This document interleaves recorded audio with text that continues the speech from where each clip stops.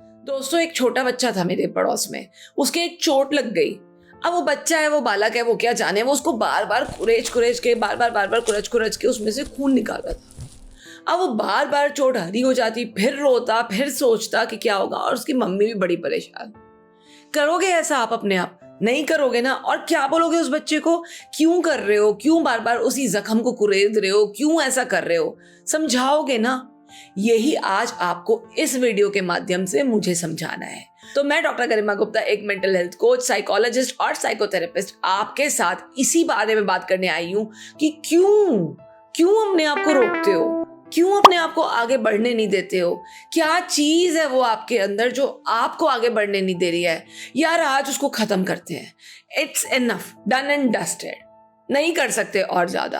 बार बार उस पेन में जाने में, बार बार उस घाव को हरा करने में कुछ नहीं मिल रहा है, उल्टा हमारा नुकसान हो रहा है। और थॉमस एडिसन को तो लोगों ने ये तक कहा था कि इतने हजारों अटेम्प्ट के बाद में तुझे क्या मिला? वो हंसे मुस्कुराए और ये बोले, ये मिला कि तुम लोग वो हजारों गलतियां ना करो अपनी लाइफ में। करा ना एक दिन, गिव अप नहीं करा ना। क्यों आज रुके हुए हो? बार बार उस चैप्टर को पढ़ रहे हो अपनी लाइफ के, बार बार उस थॉट्स को प्रोसेस कर रहे हो, बार बार अपने बारे में वो सोचते हो, बार बार गिरते हो, लेकिन कहीं ना कहीं उठने में हिचकिचा रहे हो। ऐसा क्यों हो रहा है? चलो आज उस बारे में बात करते हैं। आपको आगे बढ़ने से रोकने में दो ही चीजें काम करती हैं। एक तो आपका एटीट्यूड, एक आपका एप्टीट्यूड। एप्टीट्यूड माने कि आपको नॉलेज नहीं है इस चीज की, इसलिए आप आगे नहीं बढ़ पा रहे हो। पर अगर आपके पास एप्टीट्यूड भी है तो सबसे ज्यादा खतरनाक क्या चीज है? आपके पास एटीट्यूड नहीं है। यही एटीट्यूड चेंज करना है आपको, अपना नैरेटिव चेंज करना है, अपनी खुद की कहानी चेंज करनी है। तो उसके लिए क्या क्या इनहिबिशंस होते हैं हमारे अंदर, वो मैं आपको बताती हूँ। सबसे बड़ा दुश्मन नंबर 1 में पता है क्या है? आपका सेल्फ टॉक, आपका क्रिटिसिज्म अपने आप के लिए, आपका सेल्फ डाउट अपने बारे में। अगर ये है ना आपके अंदर, तो मान लेना आप अगर 110% अचीव कर पाओगे ना, आपको पता है आप कर पाओगे, फिर भी आप हार जाओगे अपने आप से। क्योंकि आपका इंटरनल डायलॉग जो है ना, आपकी इंटरनल टॉक जो है, वो बहुत ही नेगेटिव है, वो बहुत ही बेकार है, वो बहुत ही नेगेटिव है।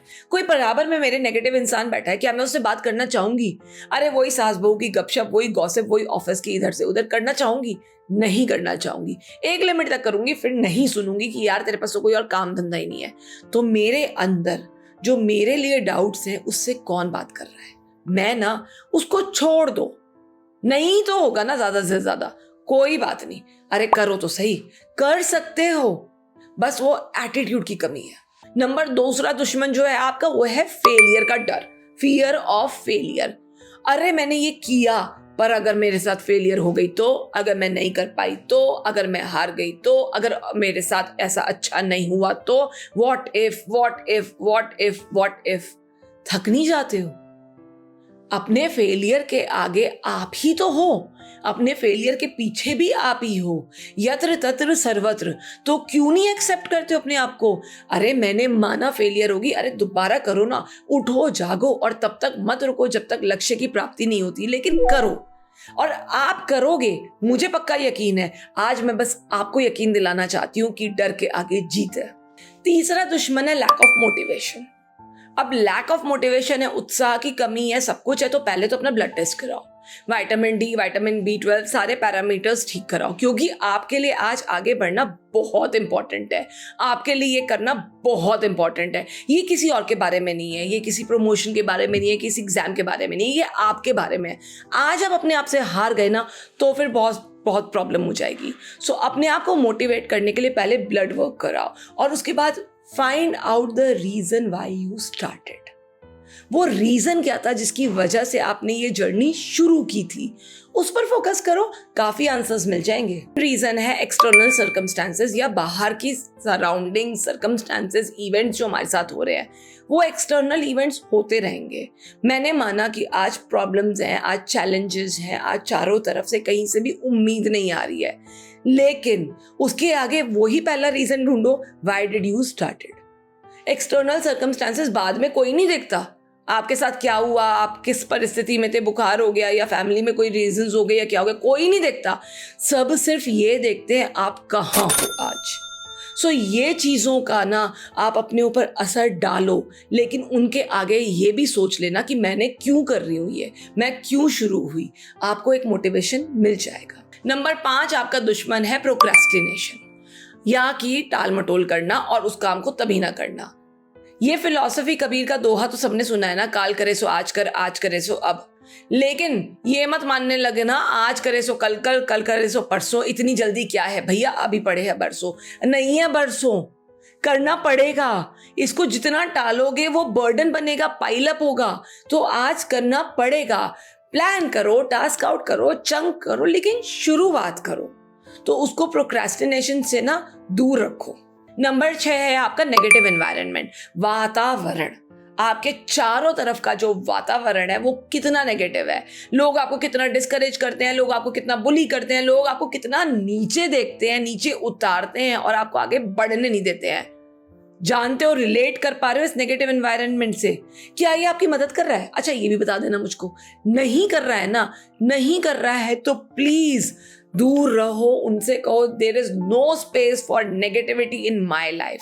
ये चॉइस आपकी होनी चाहिए, उनकी नहीं, कि वो आपकी लाइफ में कितना आए। आप उनको अपनी लाइफ में कितना रखना चाहते हो, ये आपकी चॉइस है। नंबर 7 है साधनों की कमी या लैक ऑफ रिसोर्सेज। सब कुछ है मेरे पास, एटीट्यूड भी है, एप्टीट्यूड भी है, माना मैंने, पर मैं इस जगह रहती हूँ जहाँ पे कोचिंग क्लासेस नहीं है, जहाँ पे ऑनलाइन की बहुत सुविधा नहीं है, जहाँ पे आपका वाईफाई अच्छा नहीं है, या जहाँ पे आपको पता ही नहीं है कि ये टीचर भी है या वो टीचर भी है, या ऐसे रिसोर्सेज हैं, या आपको आने जाने के साधन नहीं है। बहुत सारे इश्यूज हो सकते हैं। वो लैक ऑफ रिसोर्सेज आज बाधा बन सकते हैं, कल नहीं। याद रखना कि अगर रिसोर्सेज नहीं है तो क्रिएट करो, उनको पाओ, उन तक जाओ। चांद की तो दूर से ही आपको रोशनी मिल जाती है।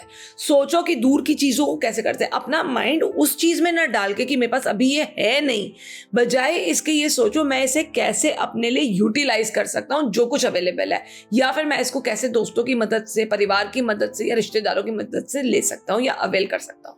8वां दुश्मन जिसके बारे में हम बहुत कम बात करते हैं वो है परफेक्शनिज्म।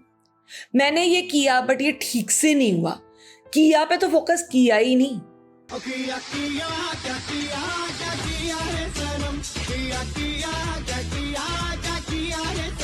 करना इंपॉर्टेंट है, करने का जज्बा इंपॉर्टेंट है ना। लोग कहते हैं मैं तुम्हारे लिए चांद तारे तोड़ लाऊंगा, लाते हैं? नहीं लाते हैं ना, फिर भी बिलीव करते हो ना, क्योंकि उनके जज्बे पे विश्वास है, उनकी नीयत पे विश्वास है। तो फिर उस नीयत पे भरोसा रखो और उस नीयत पे भरोसा रख के आगे बढ़ो। नंबर 9 जो राक्षस है वो है mental health issues. Mental health issues दोस्तों रियल हैं। स्ट्रेस होना, एंजाइटी होना, डिप्रेशन होना, ट्रॉमा होना, सब रियल है। उदास होना रियल है। जैसे हंसना सही है, जैसे सेहत के लिए एक्सरसाइज करना सही है, वैसे ही अपने आप को बेड से न निकाल पाना भी रियल है। सो इस मेंटल हेल्थ इशू को प्लीज एड्रेस करो। आपके चारों तरफ या आप खुद इससे फेस कर रहे हो तो प्लीज हेल्प सीख करो, क्योंकि आपका आज अपने लिए हेल्प सीख करना आपके चारों तरफ के लोगों के लिए और आपके खुद के लिए बहुत अच्छा है। सो उनको एड्रेस करो, क्योंकि कई बार स्ट्रेस, एंजाइटी, डिप्रेशन जैसी चीजें भी आपको आगे बढ़ने से रोकती हैं। सो इट्स बेटर कि आप आज उनके बारे में बात कर लो, ताकि कल आप उस मुकाम तक पहुंच सको जो आपने अपने लिए डिसाइड किया है। और नंबर 10, प्लीज बंद करो अपने आप को दूसरों से कंपेयर करना। उसकी लाइफ की जर्नी, उसकी मेहनत, उसके सर्कमस्टेंसेस, उसकी सारी प्रॉब्लम्स उसके साथ है। सिमिलरली उसकी सक्सेस उसके साथ है। आपकी प्रॉब्लम्स, आपके इश्यूज, आपके चैलेंजेस, आपका हार्ड वर्क, आपका ना आगे आज बढ़ पाना आपके साथ है। रुक क्यों रहे हो? जो आगे बढ़ रहा है उसके लिए खुश हो जाओ, लेकिन अपने ऊपर सेल्फ डाउट मत करना कि मैं नहीं कर पाई। अरे मेरे लिए शायद God has other plans. Trust yourself. बंद कर दो। हर कोई डॉक्टर नहीं बन सकता, हर कोई इंजीनियर नहीं बन सकता, राइट? अगर ये मानते हो ना तो फिर अपनी जर्नी को अपने हिसाब से डिजाइन करो। डॉक्टर्स की भी जरूरत है, इंजीनियर्स की भी जरूरत है, साइकोलॉजिस्ट की भी जरूरत है बॉस। आपको ऑफिस में काम करने वाले पियोन की भी जरूरत है।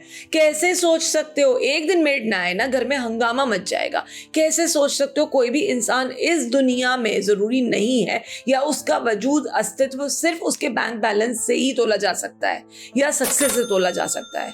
अरे अगर आप इतना कमा रहे हो और अपने घर में भी टाइम नहीं दे पा रहे हो तो क्या फायदा? उससे तो अच्छा कम हो और मैं अपनी फैमिली के साथ टाइम बिता रही हूँ।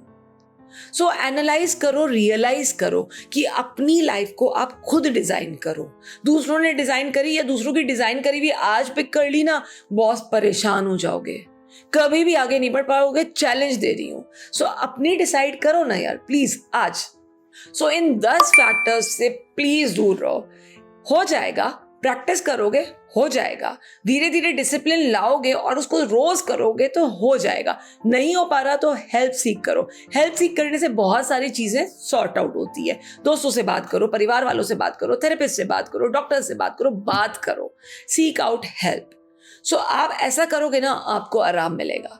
सो अगर आपको ये वीडियो अच्छा लगा हो तो please do not forget to like, subscribe and share, और कमेंट बॉक्स में डालिएगा कि आपकी क्या इशू, चैलेंज है, सो दैट हम सब एज अ कम्युनिटी मिलकर आपकी हेल्प कर पाए।